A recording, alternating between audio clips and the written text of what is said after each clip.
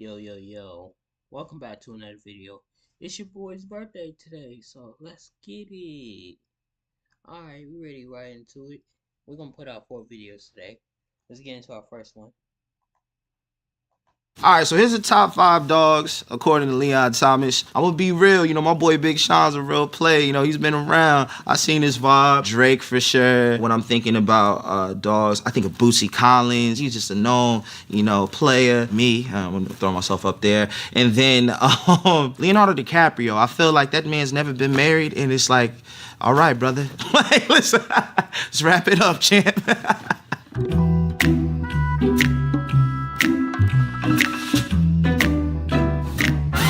I was sitting in my living room and my dog and my cat were fighting. My dog is untrained and pretty messy. I mean, the guy is just a menace. He was messing around and my cat hit him, and he had this face that kind of reminded me of myself when I'm in a relationship and it's not all the way working out. I know he has the best intentions, but he doesn't always do the right thing.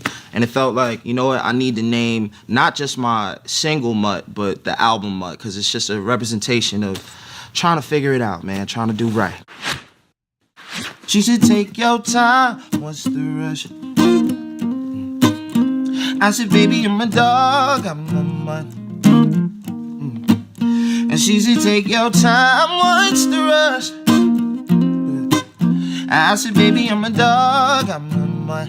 I'm a dog, I'm a mutt. If you think about the history of music, Elvis had like a dog mascot. Parliament Funkadelics, they talked about Atomic Dog, Snoop Dogg, even Drake, for all the dogs. Dogs have always been infused in the lyrics of songs for decades, and I kind of wanted to just try my hand at it. I thought it would be a good vibe. I can smell no Reggie, so part of my bluntness. It's an amazing bar, because I think it's a good play on words. I can't smoke no Reggie, so pardon my bluntness. Blunts, Reggie. It's pretty cool. I thought it was really clever. Shout out to Busy Crook. That was his idea. I fuck with that. Being honest is a very important thing in 2024, and being transparent. Communication is important. Sometimes you gotta just be straight up, no fluff. And I think that was a good way to say that, That was a subtext of it all. I see past pretty faces, so I got trouble trusting. I think in the world of social media, there's so many, beautiful faces with Facetune and this and that. So it's just kind of hard to really trust just that. You gotta really lock in and see the inner beauty in somebody. Having trouble trusting can be something that you overcome over time. I think like the more real people that you put in your life, the easier it is. But I think living in Hollywood, there's a lot of people kind of playing a character. They're not necessarily like their true selves. They come here from whatever state and they might be on complete bullshit. So, for me, I kind of try to take my steps when it comes to trusting human beings out here. You gotta really take your time. But I'ma let my guard down for you. Said I put my guard down for you. Said I'll be vulnerable so you can break my heart if you want to. I think we need a balance in a song talking about I'm a dog, I'm a mutt. I'm not trying to promote toxic masculinity here. I think it's genuinely about understanding that you can have a bit of both in you. I was recently talking to a therapist about vulnerability. It was a couple years ago. It was actually when I was in a relationship, and we were doing couples therapy, and we were just talking about the power of vulnerability and communication. I think as men, sometimes we have this guard up. We're trying to create this and paint this facade of strength and no weakness, but I think it's really important to just kind of pay homage to the fact that we're all human and we're going through things. And I think the more you communicate, the better you can learn your person. New crib told it come through, it's time to break it in. 32 like my pen size, cause a nigga tried breaking in. This bar was a true story.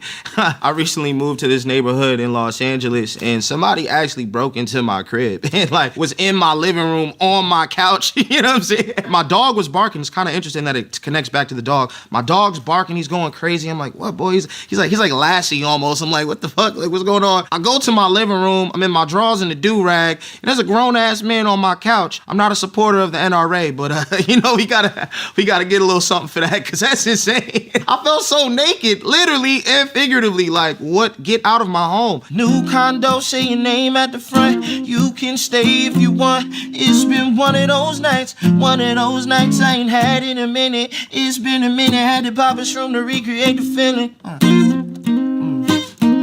But it's never the same as the first time he did it. first time you did it. And that's one of my favorite bars. I had to pop a shroom just to recreate the feeling. I feel like when you're dealing with a new situationship, it's stronger than any drug. I microdosed on shrooms for a lot of my last album, and it was a cool way to kind of go on an internal journey for myself. So I felt comfortable adding a little shroom bar in there, you know, why not?